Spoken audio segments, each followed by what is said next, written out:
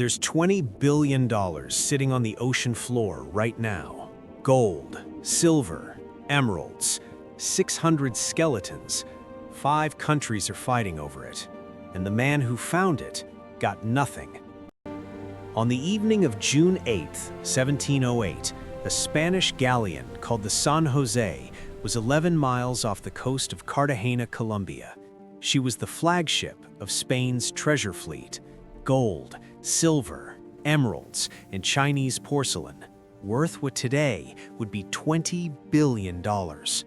All of it stolen, mined by enslaved indigenous people in the Silver Mountains of Bolivia, hauled across the Americas and loaded into one ship. British Commodore Charles Wager had been waiting. His warship intercepted the fleet at dusk.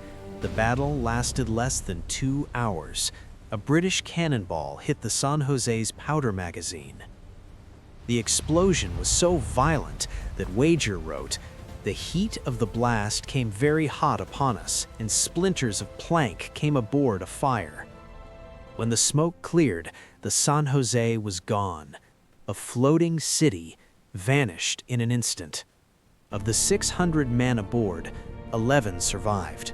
The rest went to the bottom of the Caribbean with $20 billion in treasure.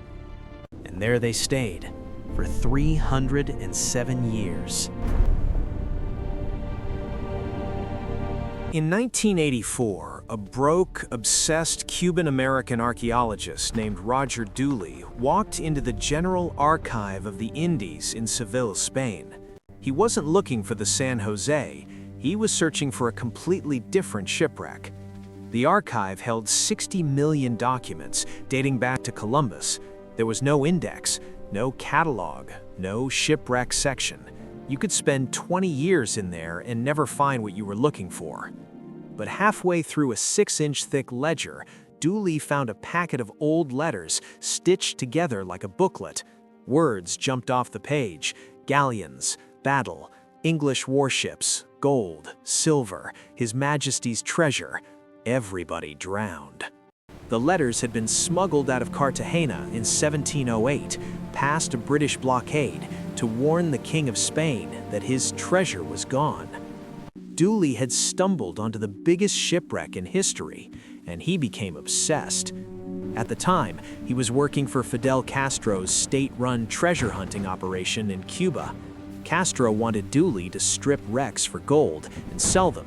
Dooley wanted to excavate them properly. He quit. He was stranded in Cuba for over a decade, and when he finally escaped, he had nothing. No money, no team, no ship, just a stack of research notes and the coordinates he believed led to the San José. He spent the next 20 years trying to convince someone, anyone, to fund the search. Almost everyone said no. In 2013, nearly 30 years after that day in Seville, Dooley finally found a backer. An English hedge fund executive named Anthony Quake put up the money and formed a company to fund the search. In 2014, Colombia's president gave official permission. In 2015, they partnered with the Woods Hole Oceanographic Institution and deployed an autonomous underwater vehicle, a $3 million yellow torpedo that could dive to 20,000 feet and scan the seabed with sonar for 24 hours straight.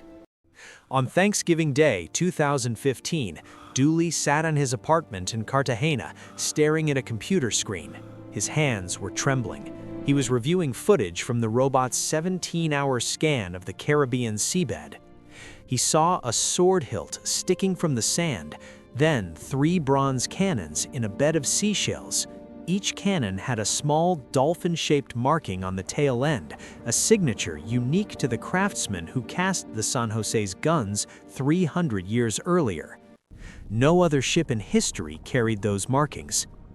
Dooley was 71 years old, the exact same age as the San José's captain when he went down with the ship. He had found the holy grail of shipwrecks, $20 billion sitting on the ocean floor, but he would never touch a single coin. Colombia's president announced the discovery to the world. but rewrote the story. He called it a Colombian achievement. Dooley's name was barely mentioned. The white-bearded archaeologist who had spent 30 years of his life chasing this ship was pushed aside. And then the legal war began. 5 groups now claim the treasure. Colombia says the wreck is in their waters. It belongs to them. Spain says the San José was a Spanish naval vessel. It's theirs under international law. An American company called Sea Search Armada says they found the wreck first, back in 1981. A Colombian court agreed they're entitled to 50%, $10 billion. Dooley's own backers had a contract with Colombia, 45% of the treasure. But a new Colombian president declared the entire wreck a cultural asset. The contract became worthless overnight. They're now suing the government. And then came the claim nobody expected. Bolivia's Qhara Indigenous nation, descendants of the people whose ancestors were enslaved in the silver mines of Potosí, said the treasure belongs to them. 80% of the San José's cargo was mined by their people. They want it back. 5 claimants, 1 shipwreck, $20 billion, and the man who actually found it has nothing.